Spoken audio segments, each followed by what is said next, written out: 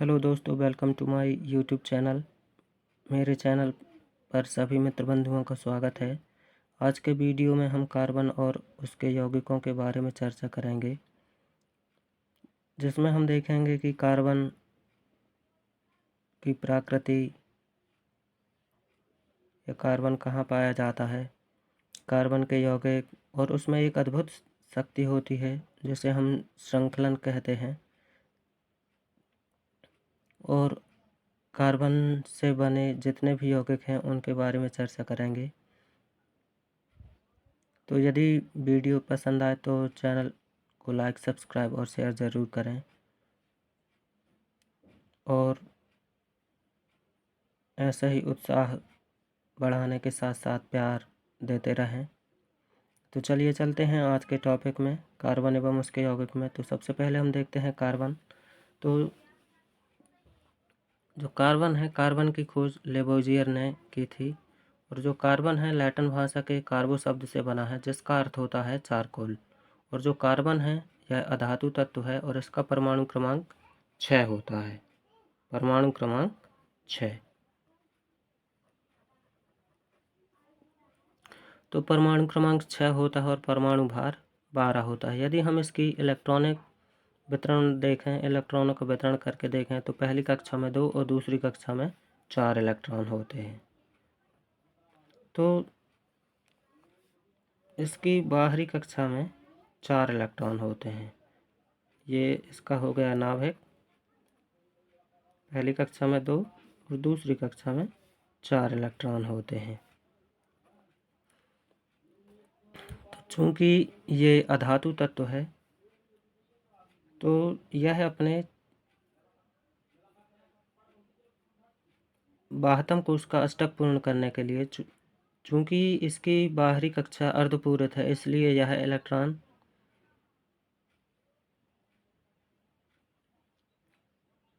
का त्याग नहीं कर सकता। और चूंकि यह इसकी प्रकृति अधातु है, तो यह 4 इलेक्ट्रॉनों को ग्रहण करके अपने 72 को उसमें 8 इलेक्ट्रॉन पूरा करना चाहेगा, जिसके कारण कार्बन की जो संयोजकता होती है वह ऋण 4 होती है। अब चूंकि जो कार्बन है इसकी संयोजकता -4 है, जिसकी आयनन ऊर्जा का मान अधिक होता है। 4 होने के कारण इसकी आयनन ऊर्जा का मान अधिक होता है, तो जिसके कारण यह ऋण ऑक्सीकरण अवस्था या संयोजकता 4 आयन नहीं बनाता। यही कारण है कि जो कार्बन है वह +4 अर्थात ऑक्सीकरण अवस्था धनन 4 अवस्था में सहसंयोजक यौगिक बनाता है। और यही कारण है कि कार्बन जो होता है वह चतुस्संयोजी होता है। अब इसमें एक अद्भुत शक्ति होती है, जिसमें कार्बन अन्य परमाणुओं से सहसंयोजक बंध के द्वारा जुड़कर बहुत सारे यौगिकों का या यौगिकों का निर्माण करता है, जिसे हम कहते हैं श्रृंखलन का गुण। तो इस श्रृंखलन के गुण में कार्बन जो होता है अन्य परमाणु के साथ में जुड़कर लंबी श्रृंखला बनाने का सबसे अच्छा गुण पाया जाता है, या सबसे श्रेष्ठ गुण होता है, या लंबी श्रृंखला बनाने का गुण होता है, जिसे हम श्रृंखलन कहते हैं, कैटेनेशन का गुण। और इसी अद्भुत शक्ति के कारण आज समस्त संसार में कार्बन के सबसे ज़्यादा यौगिक हैं। अब हम बात करते हैं इसकी अपर रूपता की। तो जो अपर रूपता होता है, अपर रूपता मतलब होता है एक से अधिक रूपों में पाया जाना। तो जो कार्बन है, कार्बन जो है इसके बहुत सारे रूप हैं। तो कुछ क्रिस्टलीय होते हैं और कुछ अक्रिस्टलीय होते हैं। तो कार्बन जब कई रूपों में पाया जाता है, जिनके भौतिक गुण अलग अलग होते हैं, और उसे हम अपर रूपता कहते हैं। या हम सरल भाषा में कहें तो जब कोई तत्व कई रूपों में पाया जाता है, जिसके भौतिक गुण अलग अलग होते हैं उसे हम अपर रूपता कहते हैं। तो इस अपर रूपता में हम देखते हैं कार्बन को, कि जो कार्बन है यह दो भौतिक गुण होते हैं, एक होता है क्रिस्टलीय और दूसरा होता है अक्रिस्टलीय। तो जो क्रिस्टलीय होते हैं अर्थात जिनकी संरचना क्रिस्टल के समान होती है, तो इसमें है हीरा, दूसरा ग्रेफाइट और तीसरा है फुलरीन। तो जो फुलरीन होता है इसको बंकमिंस्टर भी कहते हैं और इसकी जो सूत्र है कार्बन 60। और जो अक्रिस्टलीय होते हैं ये होते हैं अर्थात भुरभुरे होते हैं। तो जैसे है कोक,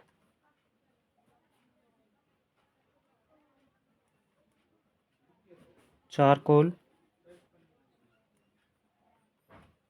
और ब्लैक लैम्प।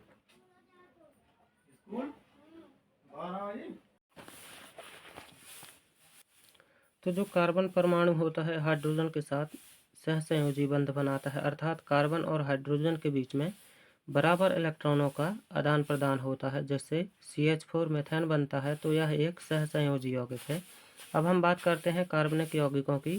तो कार्बनिक यौगिक जो होते हैं तो इसमें हाइड्रोकार्बन देखते हैं। तो कार्बन और हाइड्रोजन मिलकर क्या करते हैं, मीथेन का निर्माण करते हैं, अर्थात CH4, जैसे हम केमिस्ट्री का जन्मदाता या पिता भी कहते हैं, का निर्माण होता है, जो कि एक हाइड्रोकार्बनिक यौगिक है। अर्थात ऐसे यौगिक जिनमें कार्बन और हाइड्रोजन आपस में मिलकर नए यौगिक का निर्माण करते हैं उसे हम हाइड्रोकार्बनिक यौगिक कहते हैं, या कार्बन और हाइड्रोजन से मिलकर बने यौगिक हाइड्रोकार्बन होते हैं। तो इन हाइड्रोकार्बनिक यौगिकों में मुख्य रूप से कार्बन, हाइड्रोजन और ऑक्सीजन होता है। इसके अतिरिक्त इनमें नाइट्रोजन, फास्फोरस और आदि तत्वों की उपस्थिति होती है। तो वो भी हाइड्रोकार्बनिक यौगिक के ही होते हैं। अब हाइड्रोकार्बनिक यौगिकों को हम दो भागों में बांट देते हैं, एक होता है संतृप्त हाइड्रोकार्बनिक यौगिक और दूसरा होता है असंतृप्त हाइड्रोकार्बन। तो जो संतृप्त हाइड्रोकार्बनिक यौगिक होते हैं उन्हें हम एल्केन कहते हैं, अर्थात इनमें कार्बन कार्बन के बीच में एकल बंध होती है। जबकि असंतृप्त जो हाइड्रोकार्बनिक यौगिक हैं उनको हम दो भागों में बांट देते हैं।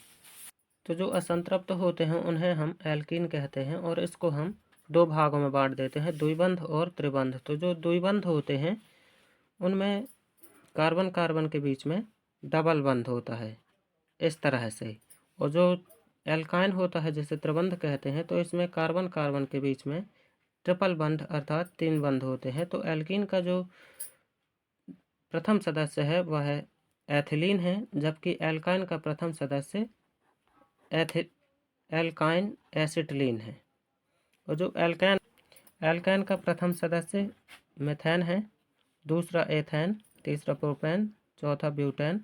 अब हम इनकी संरचना को देखें तो जो मीथेन है वह उसका जो मुख्य तत्व है कार्बन, वह चारों तरफ से हाइड्रोजन परमाणुओं के द्वारा घिरा हुआ है।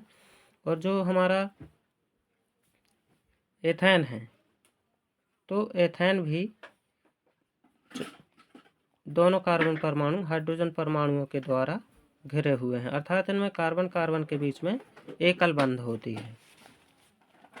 अब हम बात करते हैं समजातीय कार्बनिक यौगिकों में कार्बन श्रृंखला में जो हाइड्रोजन परमाणु होते हैं एक ही प्रकार के परमाणुओं के समूह के द्वारा स्थापित हो जाते हैं। तो जैसे यहाँ पर CH2H6 है एथेन, तो एथेन से कार्बन परमाणु और हाइड्रोजन परमाणु विस्थापित होकर CH4 बनाते हैं, या हम कहें कि ऐसी श्रृंखला जिसमें दो हाइड्रोकार्बनों के बीच में CH2 का अंतर होता है उसे हम समजातीय श्रेणी कहते हैं। तो हाइड्रोकार्बनिक यौगिकों में हम सबसे पहले देखते हैं अल्कोहल, कि अल्कोहल क्या होता है।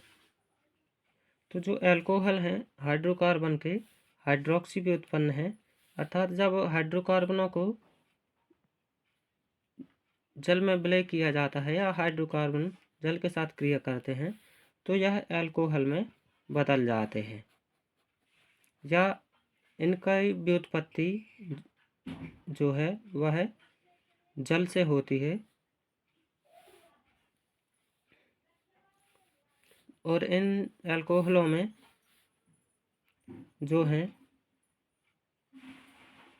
पेय पदार्थों के रूप में इनका अधिकतर उपयोग किया जाता है, और इसके साथ ही टिंचर और जो कई प्रकार की टॉनिक सायरप अर्थात औषधि होती हैं उनके निर्माण में अल्कोहलों का उपयोग किया जाता है। अब हम बात करते हैं इनके नामकरण की। तो जो अल्कोहल होते हैं इनका जब नामकरण किया जाता है तो इसके लिए IUPAC पद्धति होती है। तो IUPAC पद्धति यानी international union of pure and applied chemistry, तो इसके अंतर्गत जब नामकरण किया जाता है तो इनके नाम के अंत में हम उपसर्ग या प्रत्यय जोड़कर इनका नामकरण करते हैं। जैसे अल्कोहल हैं तो अल्कोहल जो हैं उनके नाम के अंत में हम और लगा देंगे, तो मेथेनॉल, एथेनॉल, प्रोपेनॉल। एल्डिहाइड है तो उसके नाम के अंत में हम अल लगा देते हैं, तो ये जैसे मेथेनल, प्रोपेनल, ब्यूटेनल, ये सब एल्डिहाइड हो जाएंगे। और कीटोन है यदि जैसे तो उसके नाम के अंत में हम ऑन लगा देते हैं, तो ये प्रोपेनॉन, ब्यूटेनॉन, इस तरह से इनका नामकरण किया जाता है। अब हम बात कर अल्कोहल के गुणधर्म की। तो अल्कोहल की जब सोडियम के साथ में क्रिया कराते हैं तो एथेनॉल की जब सोडियम के साथ में क्रिया कराएंगे तो यह सोडियम एथॉक्साइड बनाता है, यानी CH3C। इसको हम इन दोनों तरीके से लिख सकते हैं। तो CH3CH2OH और सोडियम मिलके सोडियम एथॉक्साइड का निर्माण करते हैं और हाइड्रोजन गैस निकालते हैं। और यहाँ पर जब हम असंतृप्त हाइड्रोकार्बन, इन अल्कोहलों से हम असंतृप्त हाइड्रोकार्बन भी बना सकते हैं। तो एथेनॉल की क्रिया जब सांद्र सल्फ्यूरिक अम्ल जो होता है, गर्म सांद्र सल्फ्यूरिक अम्ल, इसके साथ में क्रिया कराई जाती है तो यह C2H4 एथिलीन या CH2 डबल बॉन्ड CH2 के रूप में बदल जाता है। अब हम देखते हैं एथेल अल्कोहल का या एथेनॉल का जब ऑक्सीकरण कराते हैं तो यह कार्बोक्सिलिक अम्ल में बदल जाता है। तो ये जो COOH समूह होता है ये कार्बोक्सिलिक समूह है। तो यह CH3COOH जिसे हम एसिटिक एसिड कहते हैं, एसिटिक एसिड, इसमें बदल जाता है। चूंकि इसमें 2 कार्बन हैं और 2 कार्बन होने से एथेन की उत्पत्ति होती है, तो इस कारण इसे एथेनोइक अम्ल भी कहते हैं। तो जो एथेनोइक अम्ल है तो एसिटिक अम्ल का 3 से 4% विलयन सिरका कहलाता है, और इसका उपयोग अचार और मुरब्बों को परिरक्षण या सुरक्षित रखने में किया जाता है। और जो शुद्ध एथेनोइक अम्ल है इसको जब 290 केल्विन ताप पर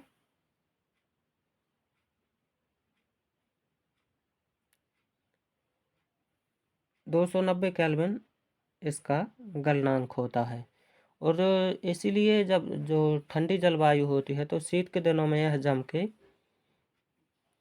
जम जाता है, इस कारण इसे ग्लेशियल एसिटिक अम्ल भी कहते हैं। अब हम एथेनोइक अम्ल की क्रियाएं देखते हैं। तो इसमें है एस्टरीकरण। तो यह एस्टरीकरण बहुत ही इम्पोर्टेंट है और यह वार्षिक परीक्षाओं में पूछा जाता है। तो एस्टरीकरण में हम एसिटिक अम्ल यानी CH3COOH की क्रिया हम अल्कोहल से कराते हैं, एथेनॉल CH3CH2OH।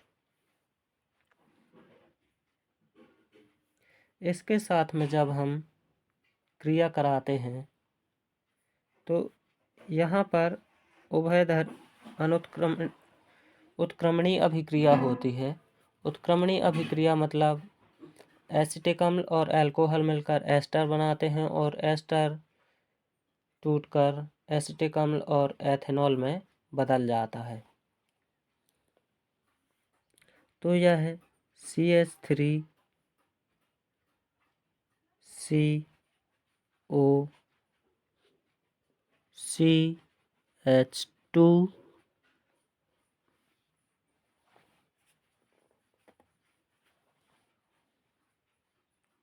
और CH3।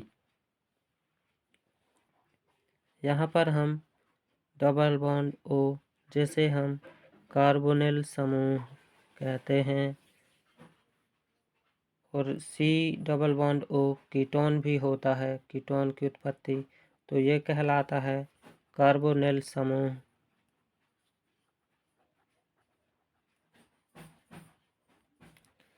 प्लस H2O बनता है।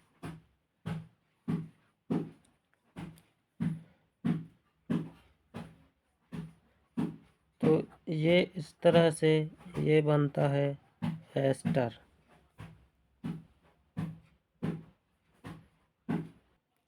इसे हम एथिल एसीटेट या एथिल एस्टर भी कहते हैं। और जब इसी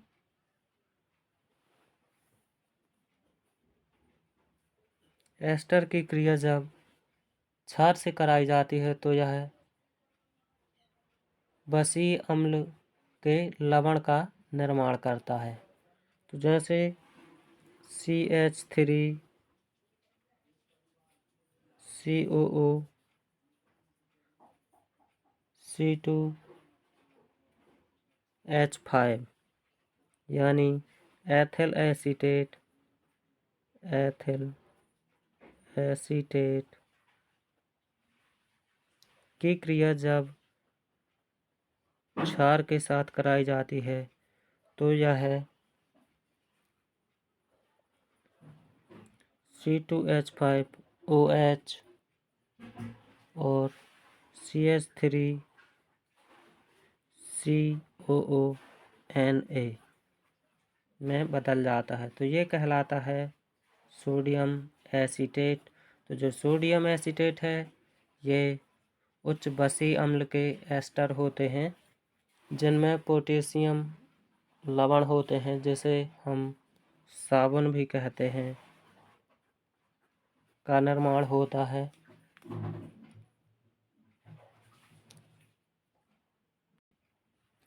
अगला टॉपिक है साबुन और अपमार्जक।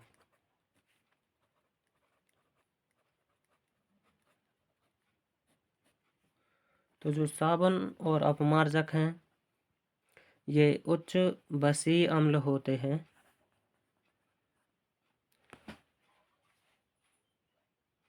तो इसमें जब एथिल एसीटेट की क्रिया क्षार के साथ कराई गई तो यह एथिल अल्कोहल और सोडियम एसीटेट के लवण बनाते हैं। तो ये जो सोडियम एसीटेट के लवण हैं ये तेली। तो ये जो सोडियम एसीटेट है ये तेली होते हैं, अर्थात ये जल में अघुलनशील होते हैं। तो जब साबुन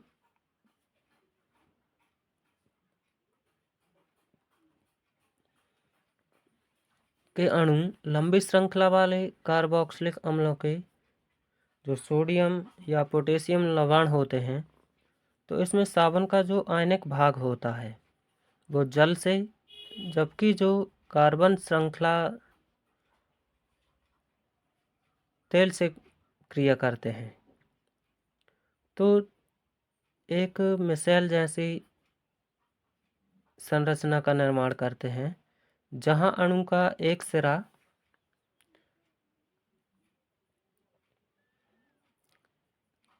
तेल के कण की ओर और जो आयनिक सिरा होता है वह बाहर की ओर होता है।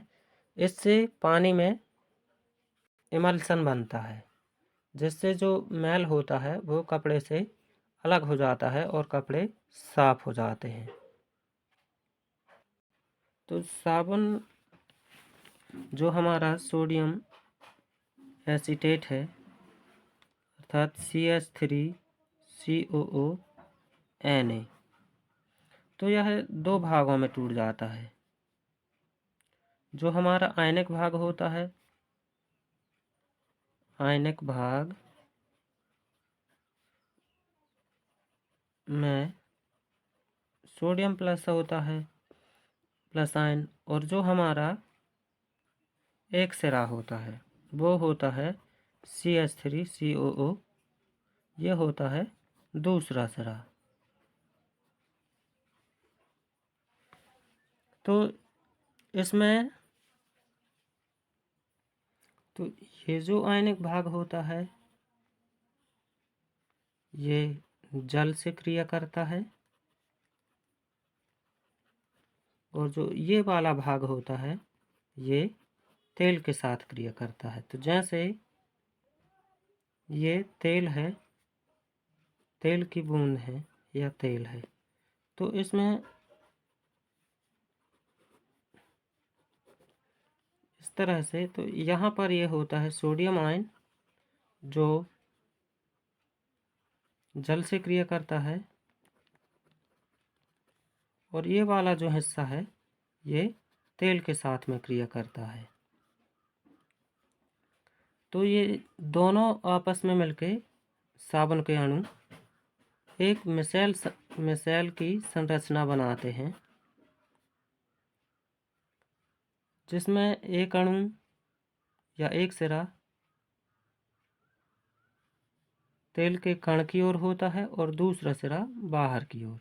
तो जैसे ये तेल है तो इस तेल में दूसरा सिरा अर्थात जो हमारा CH3CO है कार्बन श्रृंखला, ये वाला सिरा तेल की ओर होता है और जो सोडियम आयन होता है वो बाहर की ओर होता है।